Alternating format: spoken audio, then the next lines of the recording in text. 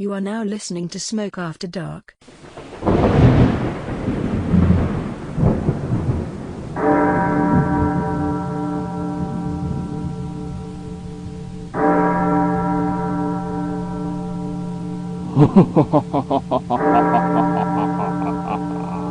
Ladies and gentlemen, welcome to Smoke After Dark. Tonight's episode, we detail the mysterious death of Linda Sherman. Linda Sherman was a 27-year-old woman employed by the U.S. government records in St. Louis, Missouri. She had one daughter named Patty. Linda was married to Don Sherman. Linda and Don's love had hit a rough patch. A family struggling to make ends meet finally hit a wall. Linda wanted out and threatened to take Patty in the divorce. After things got worse, Linda did just that, filing for divorce from Don Sherman in spring of 1985. A story that happens all too often. But this story hasn't been told enough. Linda worked nights and pulled long hours working for Uncle Sam. Back in 1985, they did things the old-fashioned way. At around 2:16 a.m. on April 22nd, 1985, Linda clocked out for her shift. A night that would ultimately be the beginning of tonight's mystery. Don worked opposite shifts of Linda. Linda, exhausted from work, arrived home and again was in an argument with Don. Led her to sleep on the couch. That morning, Don took their daughter Patty to school, a responsibility Linda usually took care of. Patty was surprised that her mom, Linda, didn't say goodbye. Patty also told detectives that her mother was not moving and facing the couch when she left home.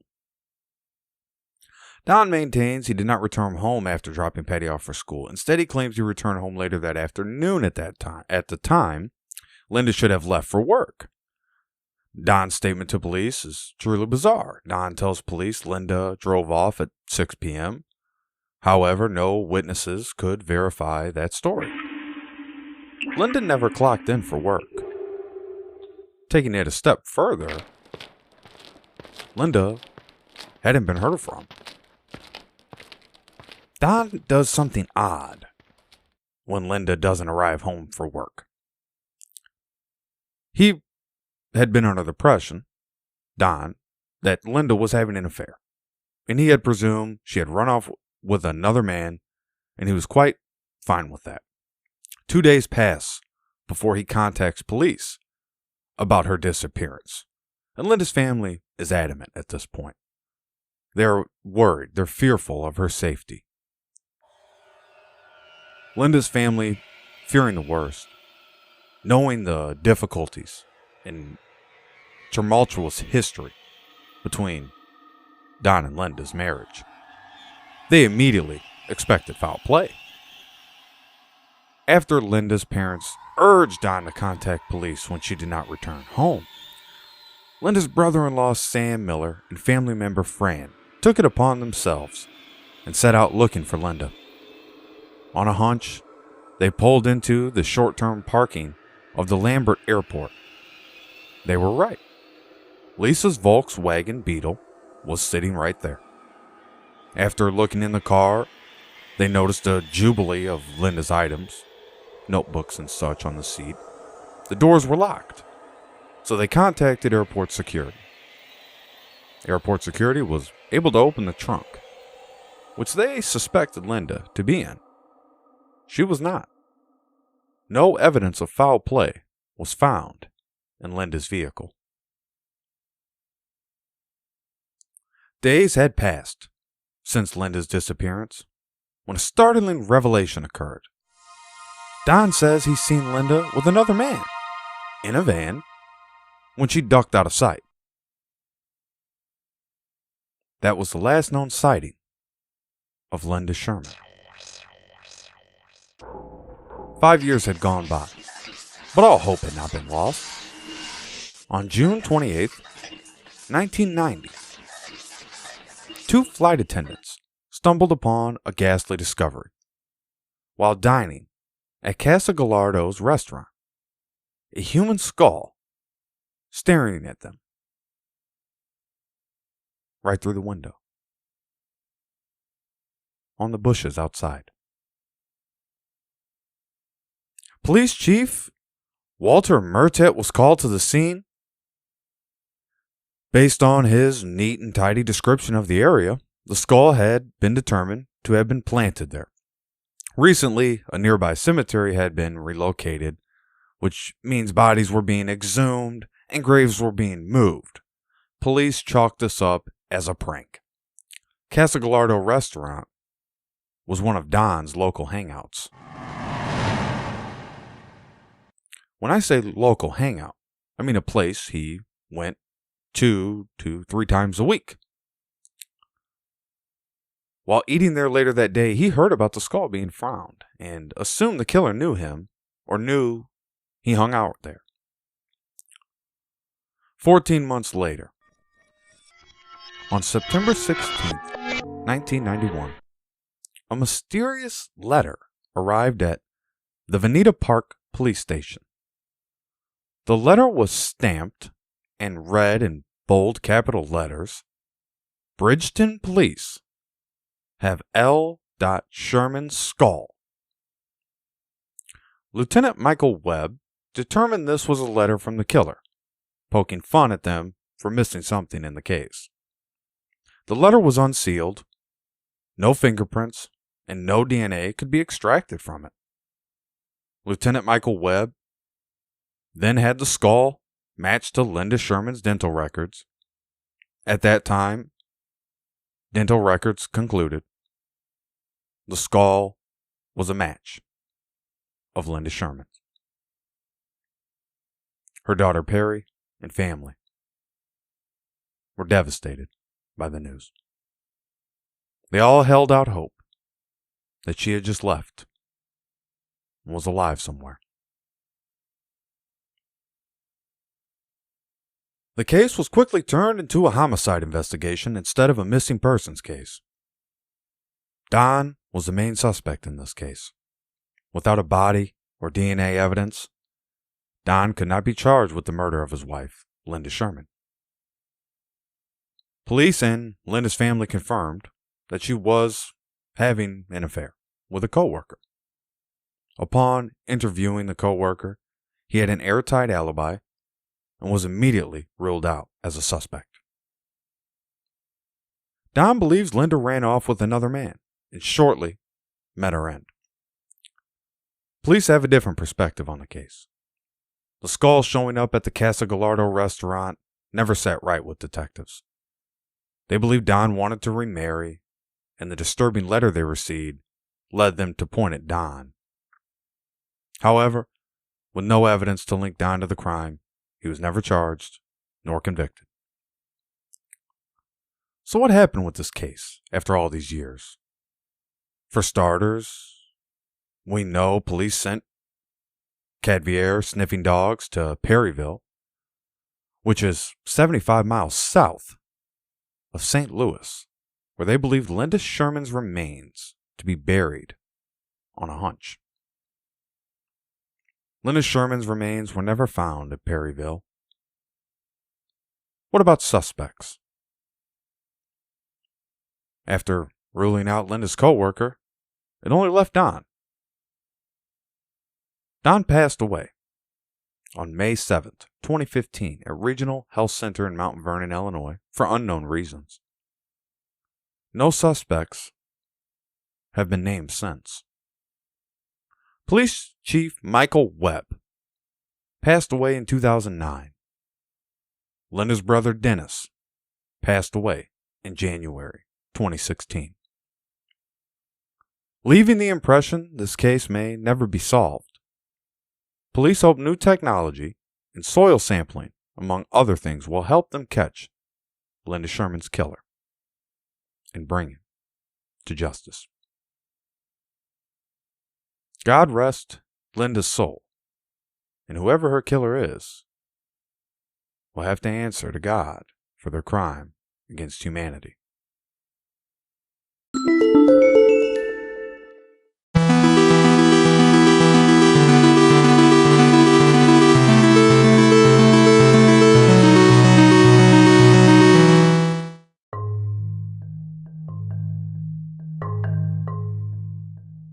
This episode appeared twice on Unsolved Mysteries.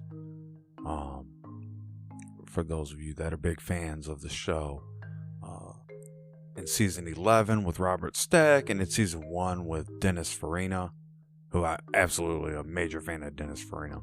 Big fan of Robert Stack too, but Dennis Farina, top of the list. You really have a bizarre scenario where I'd like to unpack a bit of this for you and play detective with you. So there's a couple ways to look at this and a couple things to hit on. One is that if Don was the killer,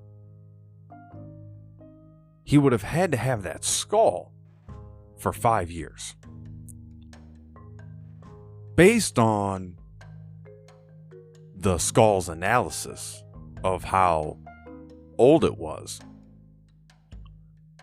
they said Linda had died a few years ago. So do they mean a few as in 5 or less? Or do they mean a few as in what we know as a few is like 2 or 3 years? Maybe 4.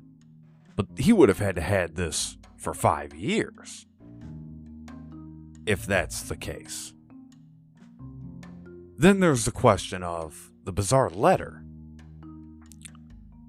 Now, Don doesn't strike you when you've heard him speak in the show and kind of what I've gathered from this case. He doesn't strike you as a conniver, as someone who's a mastermind.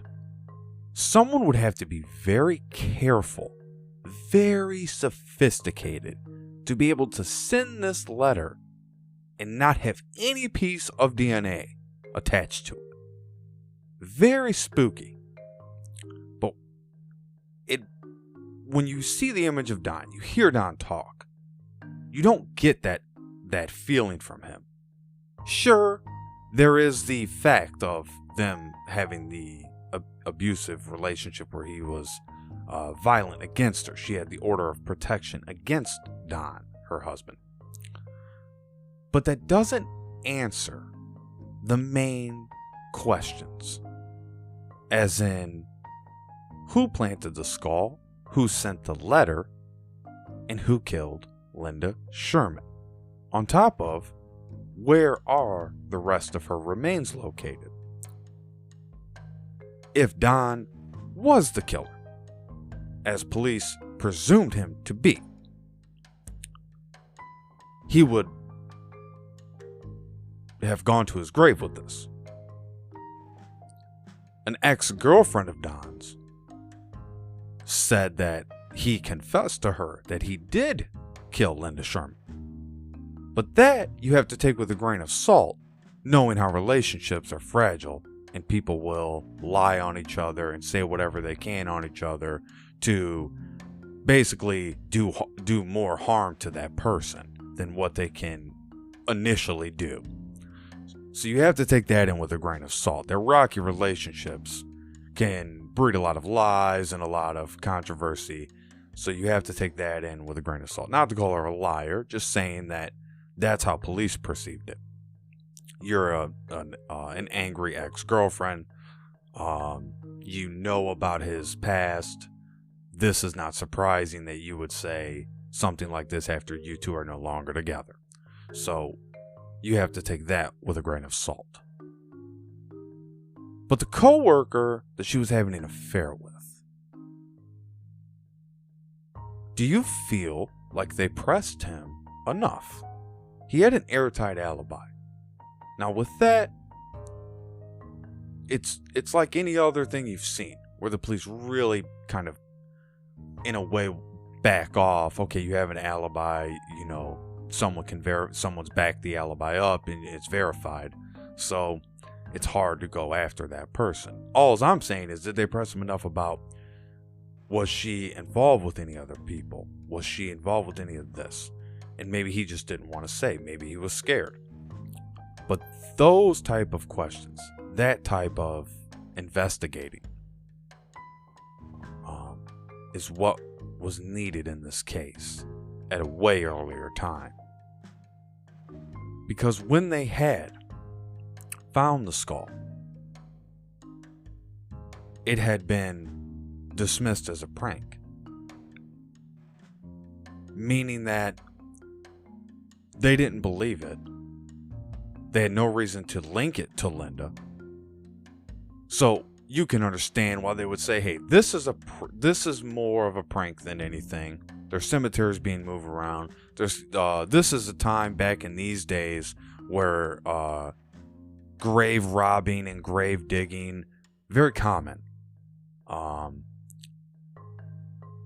So you have to also keep that in mind. But when they were able to match the skull to the dental records, they're able to basically decipher that Linda was she was murdered, she was killed. So this was no accident, because they were able to confirm that based on her dental records. But the problem they don't have is, or the problem they had was the body, finding the actual body. So they're hoping with the new technology and the soil sampling, among other things, is going to lead them to the remains, wherever those are. But I also want you to put this in perspective before we wrap up today's program. Don and Linda had been together in Missouri, right? Don had moved from Missouri to Illinois. So he had left a lot behind, right? Because it tells you he had passed away in Mount Vernon Regional Health Center. That's quite a bit of ways from Veneta Park, Missouri. So something had provoked Don to move. We have no other details why. We just know that it could have been something about him and in the community. Maybe he didn't like how he was perceived anymore. He couldn't go to the local hangouts anymore and, you know what I mean, feel comfortable. Because people had looked at him like he had murdered his wife, even though he was never charged, never convicted, and presumed innocent until proven otherwise.